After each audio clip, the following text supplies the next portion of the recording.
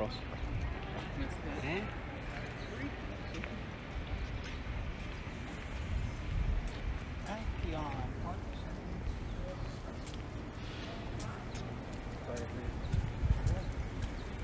Accidentally hit the ring button on the notification. So that This is your hotel? Yeah. Alright, that was my first question. Sorry. So, alright, these two folks just said that they are staying here. Are you guys from like New York, New Jersey? I can tell your accents. First time in Charleston? Oh man, bet it. Yeah. Is anybody else staying here by chance? Show of hands. Alright, at least I have two people. I normally don't have anyone, but unfortunately this is not only a haunted hotel, it is the most haunted hotel in Charleston. So are you planning on staying? Well, let me clarify, what floor are you staying on? 6? Actually, you're fine then. So, only the front lobby, the first and second levels were the original structure in like the early days of Charleston. So, your floor did not exist back then. So that's probably haunted anyway, but it's not as haunted. So, why is this the most haunted hotel in Charleston? And one of the two floors. Well, there's a lot of different reasons why that is. But I got to give you a little bit of a backstory on it to make sense of it. So, this is called the Mills House Hotel. This is the oldest hotel building still standing in town. It goes back to the 1850s. This balcony right here is very historic. General Robert E. Lee gave a speech off of it during the Civil War. That's how old this place is. Now, like I said, only the lobby, that balcony, and the level above were the original structure. Everything else was added after the war. So, during the war, not only did this serve as a hotel, this was also a Confederate hospital during the Civil War. See? Even better, right? So, you had a lot of death in here, a lot of suffering. And at the same time, you had Confederate troops occupying it as barracks, too.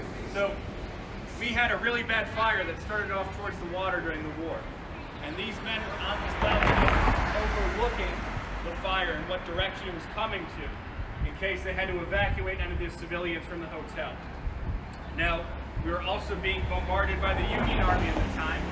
And so what happened was, a cannon shell hit the street, it exploded, and shrapnel killed 20 men on this balcony here, all soldiers. So, to this day, people tend to experience a number of things. People get a lot of knocking on their doors in their hotel rooms. You guys had this happen? Have you? Yeah, I'm not surprised. Oh, it was the maid. Okay. Well, I'm not talking the maid. I'm talking about unexplainable stuff.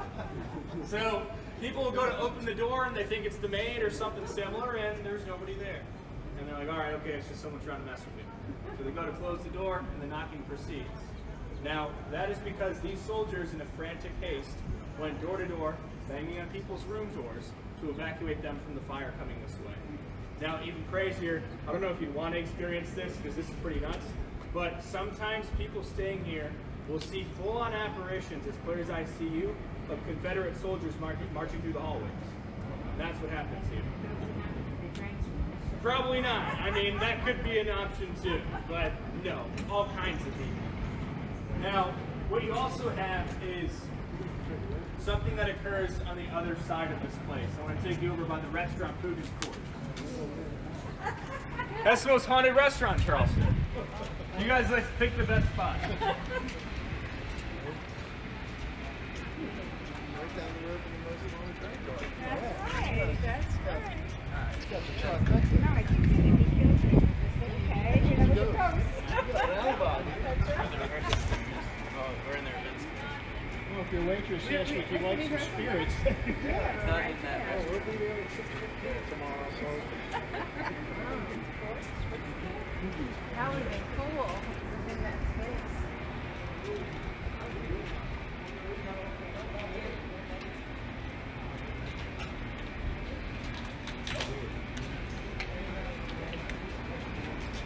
Yes. So we have 6:15 reservations.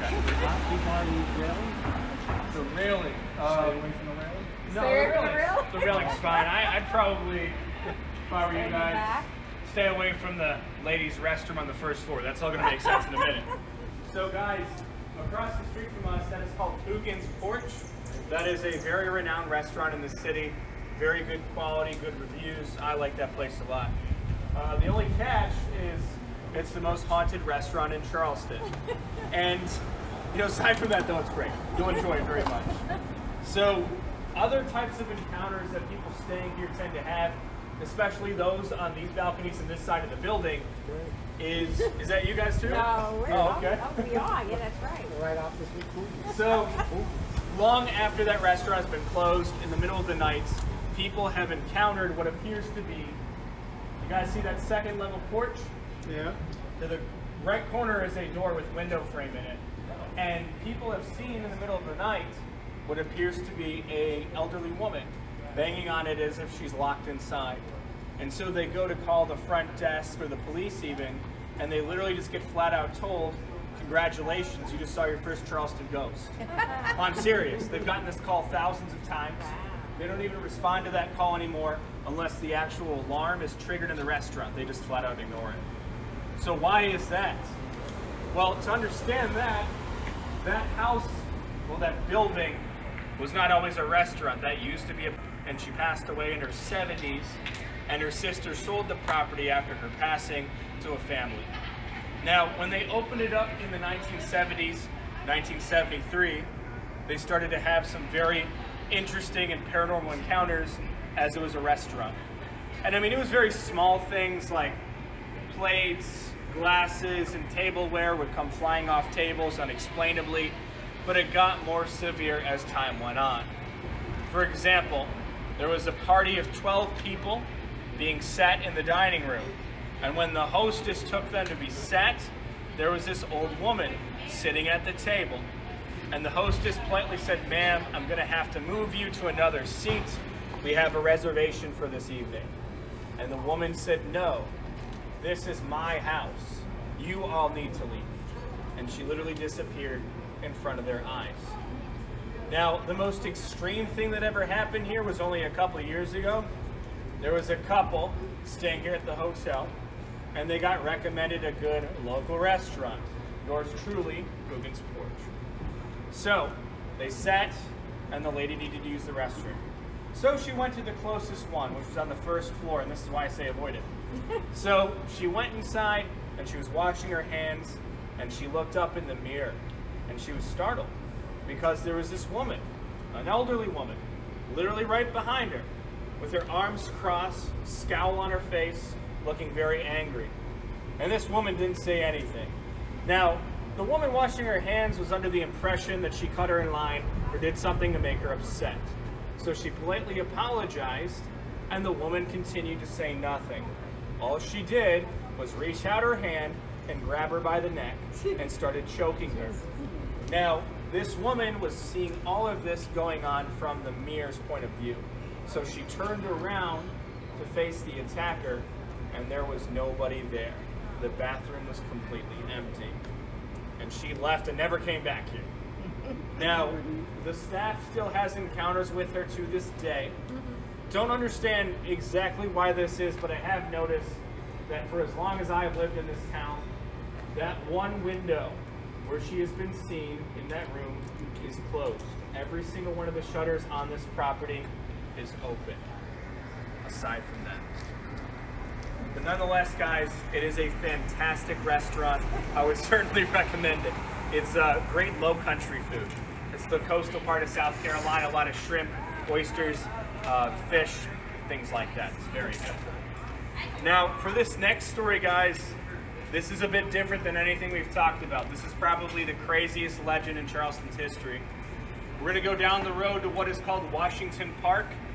That was one of Charleston's gallows. They used to hang people down there. We'll be talking about America's first female serial killer, Lavinia Fisher. So we're going to go back this way. Can we go to somebody else's hotel? Make you feel better? Yeah, just stay away from that. That's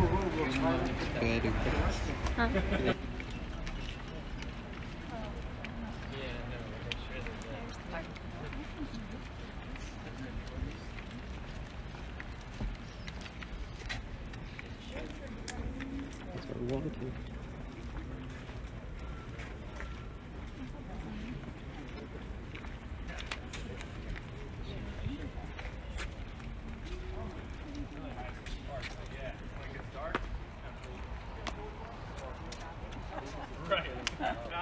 see about that. I'll tell you all about what could go wrong in a second. So guys, if you would like, you're more than welcome to take a seat now. There should be enough seating for everybody, but if you'd like to stand, that's perfectly fine too. So this park is called Washington Park. And this is named and made in honor of our first president, George Washington. Statue is right here. But that wasn't always the case. Back in the early 1800s, this wasn't a memorial park. It actually wasn't a park at all. It was basically just an open, you know, kind of pasture-like area in Charleston. And it also was the place where one of Charleston's city gallows used to be located. And from 18 to 1900, they hanged over 1,000 people here. The most infamous person they ever executed was a young woman, and her name was Lavinia Fisher, who is now considered to be America's first female serial killer. Now, Lavinia died at a very young age. She only died at 27 years old.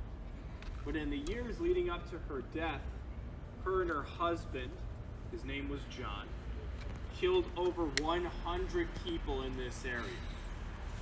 You see, they owned this small little motel called the 6 Mile Inn. It was 6 miles outside of the city, hence the name. And they would take in typically travelers. It was on the way to Charleston, so it was ideal for people like that. And they would take them into this motel and murder them inside. Now, one night, there was a guy by the name of John Peeples. He was a merchant from Georgia, and he was coming to Charleston to do some business in the city market. Now, he had been traveling all day and night, and now a storm had just come through and the weather was very bad. So he was looking for somewhere to rest up for the night. And as he was going down the road, he saw that little place, the 6 Mile Inn. Now, he was entered and greeted by this beautiful young lady named Lavinia. And she informed him that she was one of the owners of this place. And that, "I'm sorry, sir, I don't have any rooms available right now. However, I can clean one up and have it ready for you in about a half hour if you're willing to wait." Now, it's the middle of the night. It's pouring rain outside. He's not really having many other options. So he decided to stay. And being the hospitable woman she was, she allowed him to sit on the couch in the living room, and she poured him a cup of tea to make him feel more at home and at ease. Well, he wasn't exactly a big fan of tea per se, but he didn't want to offend the woman that took him in the middle of the night. So every time Lavinia would leave the room, he'd take that cup of tea and he would dump it behind the couch. And every time she came back to check on him, the cup was empty. So naturally, she presumed he enjoyed it. And she proceeded to pour him several more cups. Now, at this point, a lot more time had gone by than a half an hour. And when she returned back to the room, he politely asked her if his bed in his room was ready yet. And she says, "Yes, it is. I'll take you up there now, and you can get some rest." So they walked up this little staircase, and she opened up a door in the hallway. And honestly, it was a very modest and small room, nothing spectacular. All it had was a bed and a table and a chair. But for him, that was perfect. So he thanked her so much for taking him in, and he said goodnight. Now, after closing the door to the room, he took his suitcase and he put it on the bed. And he sat down right there in that chair by the table. Tried to decompress, kind of wind down after a day of traveling. But he was also trying to get his head around the fact that this woman had been, almost elusive. She was asking him very personal questions, like, does anybody know where you are right now? Are you really traveling all by yourself in the middle of the night? What exactly was it that she had in mind here? What were her motives?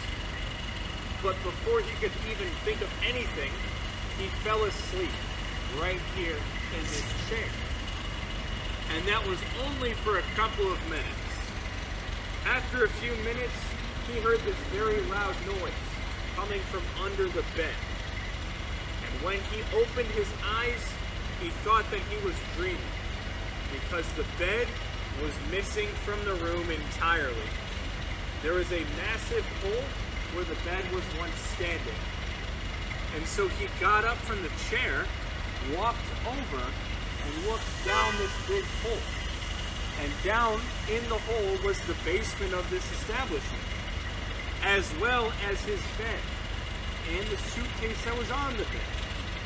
In the corner of the room was Lavinia, and surrounding the bed was a group of men with torches and knives and mats. And he heard Lavinia order those men to attack him and kill him, thinking that he was down there with his belongings. So they were known as the 6 Mile Gang, and what they would do is they would take in these travelers. They would poison them with oleander tea. Now, oleander is a plant that grows all over Charleston. It's very toxic to people. If you ingest it, you will die within about a half an hour. And that is exactly what happened. These people would consume the tea, they'd be sent to their beds, they'd be sent down a deep trap door, their bodies would be disposed of, and they would take their belongings and sell them in our city market the next day. And they had been doing this for years. But surviving this, John Peeples escaped out of a window, got on his horse, and came all the way down here in Charleston. The first thing he did was tell the police exactly what he had witnessed. And so they investigated. They found over 30 bodies in the basement of the inn. With that, those two were arrested, Lavinia and her husband, and they were put in what is called the Old City Jail for an entire year before their trial. The trial took place across the street at the county courthouse. And Lavinia anticipated getting caught eventually, so she had brushed up on all the laws pertaining to her situation in South Carolina. Turns out it was illegal to execute married women in South Carolina at the time. Now, the judge had already anticipated this. So what he decided he was going to do was he was going to have her husband hanged first, making her a single woman. And that was perfectly legal and acceptable to do. So Lavinia knew she was in trouble. So the night before her execution, she came up with this crazy idea to save her from death. She decided that she was going to wear a white wedding dress to her execution in hopes that maybe one of the men in the audience would be so taken back by her beauty that he would ask her to marry her, saving her from death. The following day, over 2,000 people came here to this park to watch this woman face justice. And just as promised, they hanged her husband first. Then it was time for her. So, they walked her up the platform, which was in the middle of the park. They put the noose around her neck. And they asked her if she had any last words in this life before she met her maker. And she looked out of the crowd and says, "No, I'll just make this quick. If any of you here have a message for the devil, give it to me, because I will be with him soon."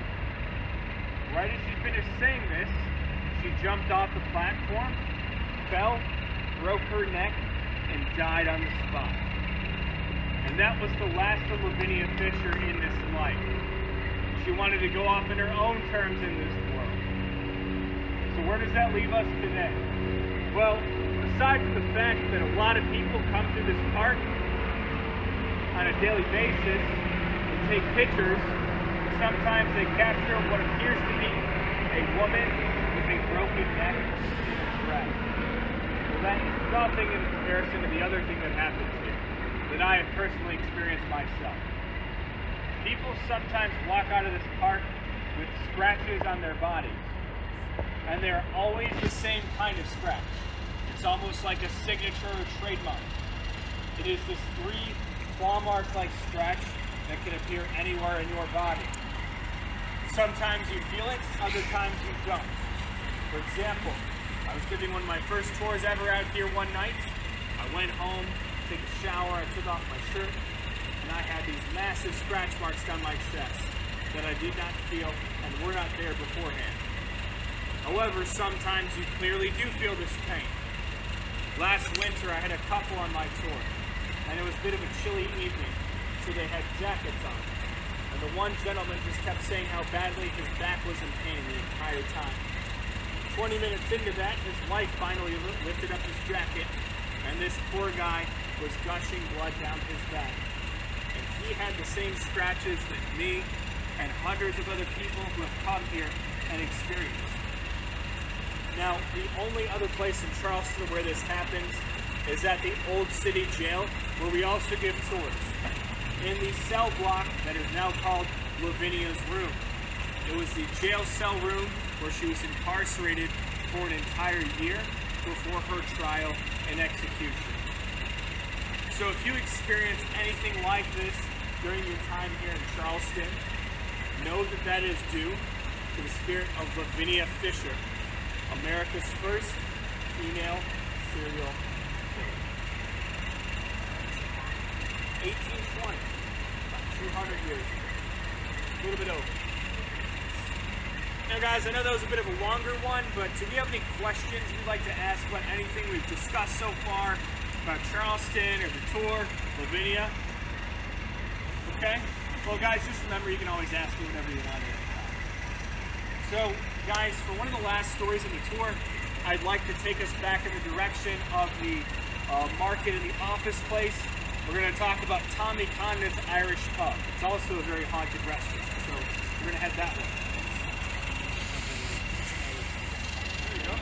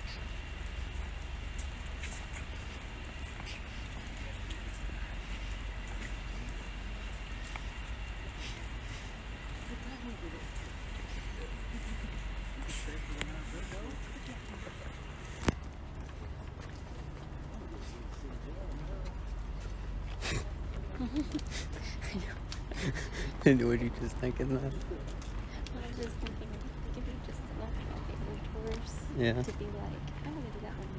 Yeah.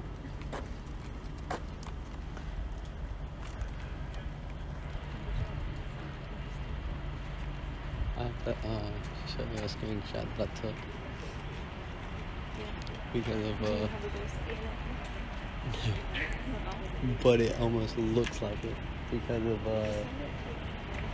no, I know what it was because it didn't pick up on the camera, but I saw it with my own eyes. Alright, so the whole entire time he was telling the story, he was had it on the building. So you know the kiosk, the kiosk that was kind of shining a blue light. It was on that. And and so it's just on the screen, it just looked like a blue light. And it just kind of looked eerie looking.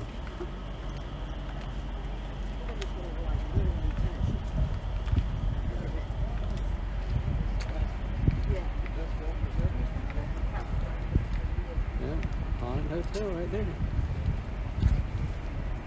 You can stay there. I think that's where we need to stay at Saturday night. What? Yeah, that would be like a, okay, we're gonna do Charleston for like one night trip. And that's it. Okay, guess where we're eating at McDonald's. Chick-fil-A would be too expensive, I think. About 2 years. Yeah. This one here is kind of more of a side job, but I am a full-time tour guide here. Yeah. It's honestly a great industry. Good money in it. I enjoy it. Something to do.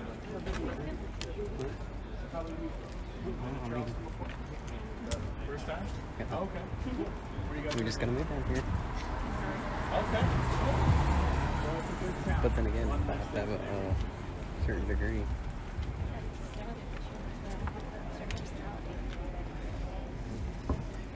Do you think I have that personality?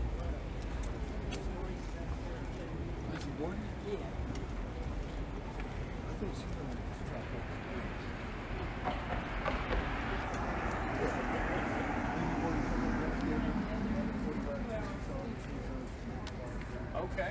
Was it like on the bus tours and walking? Yeah, they made Was this here at Bulldog too? Yeah. Okay. Awesome. Yeah, this town has a lot of history.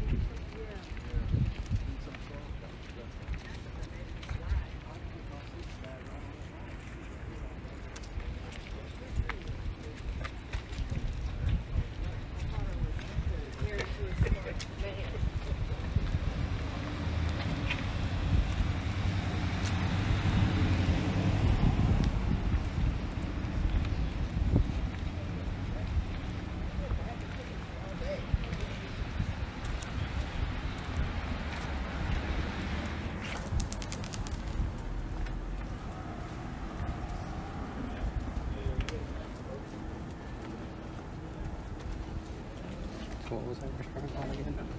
What was that restaurant called again?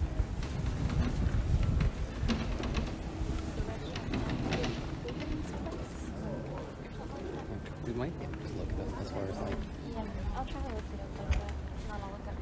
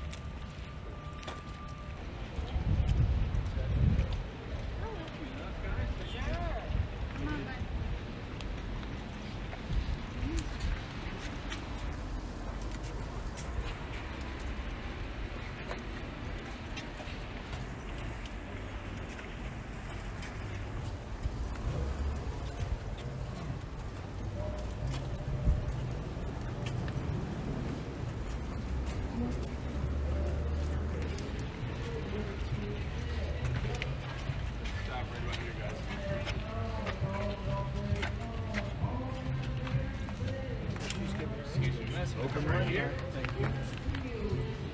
Okay, guys, so what we have here is called Tommy Condon's Irish Pub. Now, we did have a pretty good sized Irish population in this town, but surprisingly, this is the only Irish pub or bar in the city of Charleston even today. And it's been a bar here since about the 1970s. Now, prior to that, in like the late 1800s, this entire building was actually a candy factory of all things. And then in the 1940s, they turned it into a 5 and dime store, like you see a ton of over here in the city market today. Then in the 1950s, there was a very tragic incident that took place here. There was a very disgruntled man who came in here with a handgun and caused an armed robbery of the store. However, the owner of the store had his 12-gauge shotgun under the counter, took it out, and shot this man killing him right here inside the store. So in about the early 1970s, when they opened this up as a restaurant, they started to have some strange things start occurring. For example, they take all these tables and put the chairs on top of them at the end of the evening, like a lot of restaurants do, and then come back the next day and see everything was destroyed inside. Tables, chairs flown across the rooms, bottles broken, lots of different types of things. And so eventually, as technology evolved, they put cameras inside of the restaurant to see what was going on, because this was happening every single night. Now, once they put the cameras inside, they started to see this dark, shadow-like figure, about 6 feet tall, inside the restaurant after hours, causing this destruction and this damage. Now, I myself have personally encountered many of things, not only in the city, but inside this restaurant. A couple years ago, I used to give pub tours inside here, and I would take people inside this little area here called the Abbey. So one instance I remember in particular is I had a bunch of people, and it was the middle of the day. It wasn't busy or anything like that. All those TVs were off. Nothing was being played. So I had the group sitting here. They're all enjoying a drink, having a good time, talking about Charleston. And out of nowhere, all these TVs turn on, volume full blast, startle everybody. You see that bar right there? Those bottles on the shelves literally came flying at everybody, I kid you not, from across the room, and they broke all over the place. So my thought is this is due to the murder that took, or at least the self-defensive homicide that took place inside this place in the 1970s. Now, like Poogan's Porch though, aside from that situation, this is a great bar. It's right in the middle of what is called the French Quarter here. Office is just down the road, as are many other tour companies experiences. But with that being said, my friends, the tour has ended this evening. It was a pleasure being with you all. I thank you all so much for coming out here tonight.